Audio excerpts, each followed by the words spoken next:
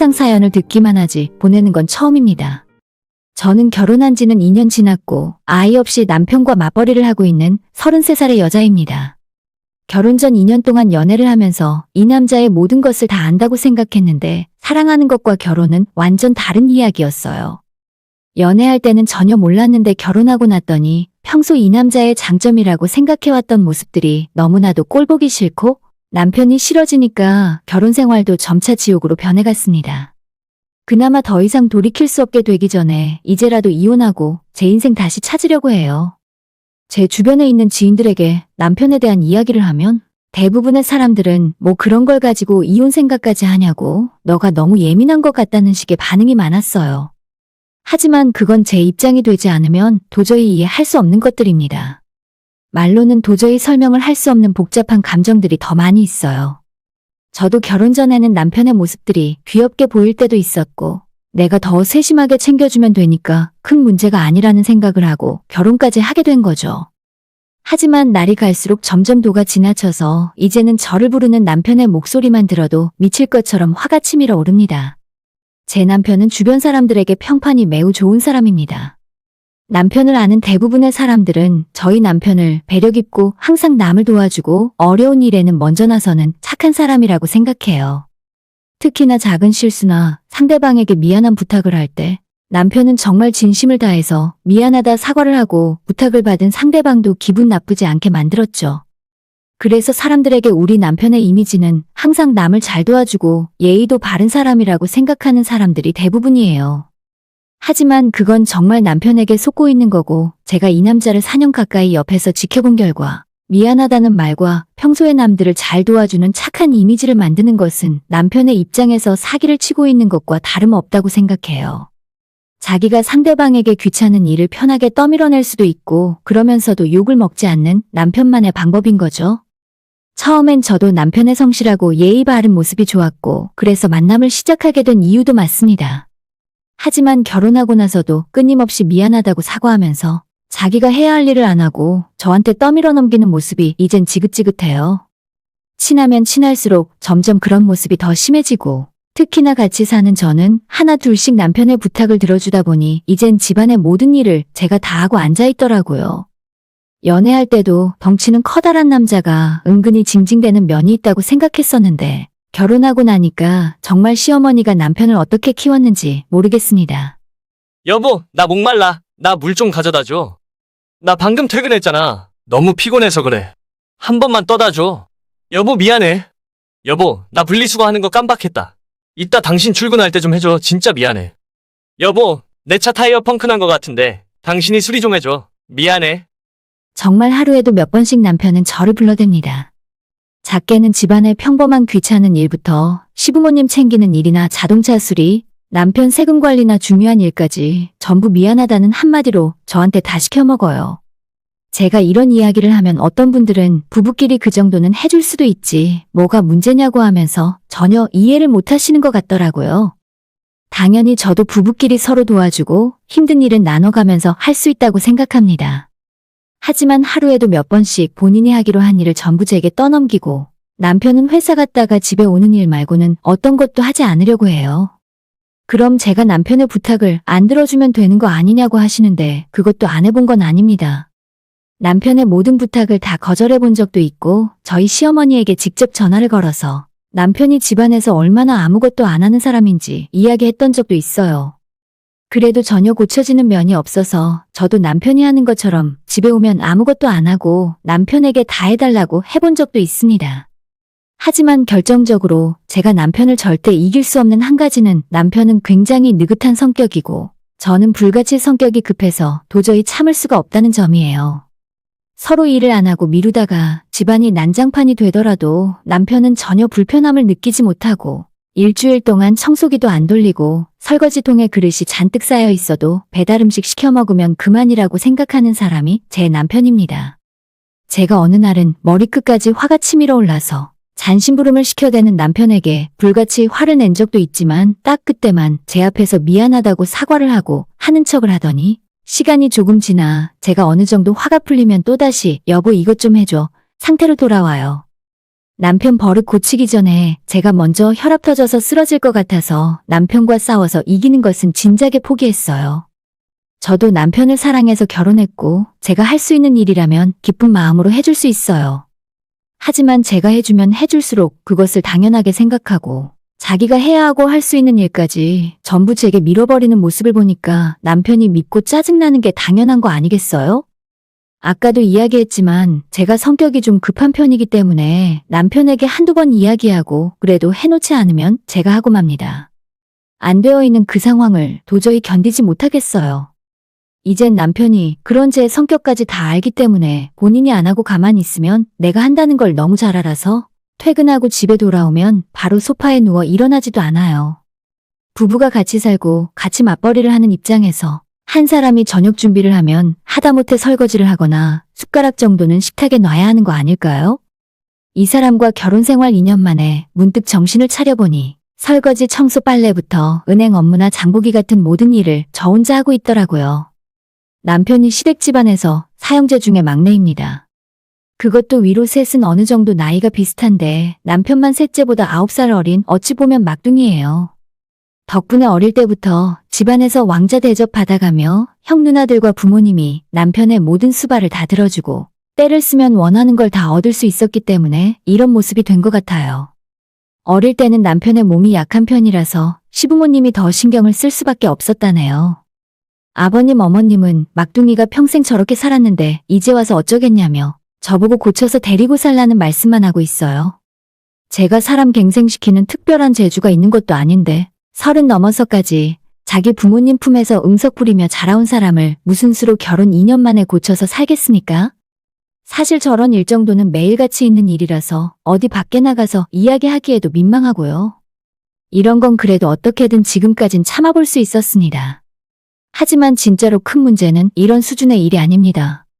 저는 제 속이 답답하고 썩어문드러지더라도 이까짓 일로 이혼한다는 것은 말이 안 된다고 생각하고 어떻게든 참고 이해하면서 살아야겠다고 생각했어요. 하지만 얼마 전에 제 몸과 마음이 정말 크게 아팠던 적이 있었습니다. 우리 부부가 아직까지 아이가 없는데 지난 여름이 거의 끝나갈 무렵에 드디어 저희에게도 아이가 찾아왔어요. 제가 정말로 아이를 원하고 있었기 때문에 너무 행복했고 빨리 시간이 흘러가서 아이를 만나게 될 날만 손꼽아 기다리고 있었습니다. 몸에 해로운 건 근처에도 가지 않았고 초기라서 정말 조심하며 생활했다고 자신할 수 있는데 산부인과에서 초음파 검사를 하는 도중에 아이 심장이 뛰지 않는 것 같단 소리를 들었어요. 한 달 전에 검사 받을 때만 해도 분명히 건강하게 심장이 뛰고 있었는데 갑자기 이런 말을 들으니 하늘이 무너지는 것만 같았습니다. 의사 선생님 이야기로는 최소 일주일 전에 이미 유산이 된 것 같다면서 수술을 해야 하는데 그날이 금요일이니까 월요일쯤에 수술을 하는 것이 어떻겠냐고 하시더라고요. 이제 아이를 품은 지 12주 정도밖에 안 지났는데 마치 내가 죄인이 된 것만 같고 내가 모든 걸 망쳐버린 것처럼 괴로웠습니다. 그 와중에 월요일에 수술을 잡아놓고 주말 이틀을 집에서 보내는 것은 지옥과도 같았어요. 시간도 정말 안 가고 하염없이 누워서 눈물만 흘리며 울고 있었죠. 남편도 제가 너무 힘들어하니까 그때는 저를 불러대거나 심부름을 시키지 않았어요. 하지만 일요일 저녁에 갑작스런 복통에 괴로워하다가 밤늦게 응급실로 가게 되었어요. 거기서 진통제와 링겔을 맞고 수술을 기다리고 있었는데 자연적으로 배출이 되었습니다. 남편은 새벽까지 제 옆에 있다가 출근을 해야만 하는 상황이라 자리를 비웠고 저는 친정엄마와 함께 퇴원해서 집으로 돌아갔어요. 엄마가 해준 미역국에 밥을 먹고 병원에서 처방받은 약 먹고 누워있는데 엄마가 될 자격도 없는 나 같은 인간이 무슨 미역국을 다 먹나 싶어서 또다시 눈물이 나더라고요. 오후에 엄마가 친정으로 돌아가고 저녁에 남편이 퇴근하고 집에 돌아왔습니다. 그래도 제가 걱정이 되긴 했는지 올 때 전복죽도 사서 가져왔어요. 몸 컨디션도 별로 안 좋긴 했지만 몸보다는 마음이 너무 괴로워서 힘들었습니다. 남편 저녁도 못 챙겨줄 것 같아서 나는 괜찮으니까 알아서 배달 음식 시켜 먹으라고 하고 저는 누워 있었어요. 안방에 누워있다가 화장실을 가야 해서 거실로 나왔는데 남편이 야구 보면서 치킨에 맥주를 마시고 있더라고요. 아무리 제가 저녁 못 해주니까 배달 음식 시켜서 저녁 먹으라고 했다지만 아내가 새벽까지 응급실에 있다가 집에 돌아와서 누워 울고만 있는데 치맥에 야구가 가당키나 한 상황인지 저는 이해할 수 없었습니다. 그냥 아픈 상황도 아니고 우리 아이가 세상 빛도 못 보고 다시 하늘로 돌아갔는데 어떻게 아무 생각 없어 보이고 저렇게 즐기고 살 수 있는지 그 머릿속이 신기했어요. 남편도 괴로움을 잊기 위해서 술을 마시고 있다기에는 야구에 너무 푹 빠져서 제가 거실로 나와 남편 뒤통수를 보고 있다는 사실조차 전혀 모르고 있었습니다. 어처구니 없었지만 그냥 최대한 좋은 쪽으로 생각하기로 했어요. 남편도 너무 괴롭고 힘드니까 술 마시고 야구 보면서 생각을 다른 곳으로 돌리려 하는구나라고 어떻게든 믿어보려고 노력했습니다. 화장실 들렀다가 다시 방으로 들어가서 누워 있었고 약을 먹어서 그런지 자꾸 식은땀이 뻘뻘 나고 춥고 힘들었어요. 안방에서 제가 뭐하고 누워있는지 관심도 없던 남편은 몇 시간 후에 밖에서 놀 거 다 놀았는지 씻고 방으로 들어오더라고요. 제 옆에 누워서 저한테 자냐고 물어보길래 그래도 잠들기 전에 힘든 아내를 위로해 주려고 하는가 보다 싶었는데 남편이 하는 말은 제 귀를 의심하게 만들었어요. 여보, 혹시 내일도 출근 안 하고 집에서 쉬어? 그러면 낮에 나 착불 택배 올 거 있는데 그것 좀 받아서 내 방에 가져다 주라. 이번에 아는 형이 게임기 안 한다고 해서 나한테 착불로 공짜로 보내준대. 남편의 말을 듣는 순간 저는 머릿속에서 이성을 잃고 소리를 지르고 베개를 집어던지며 남편을 발로 차고 난리를 쳤습니다. 남편에게 너가 사람 맞냐고.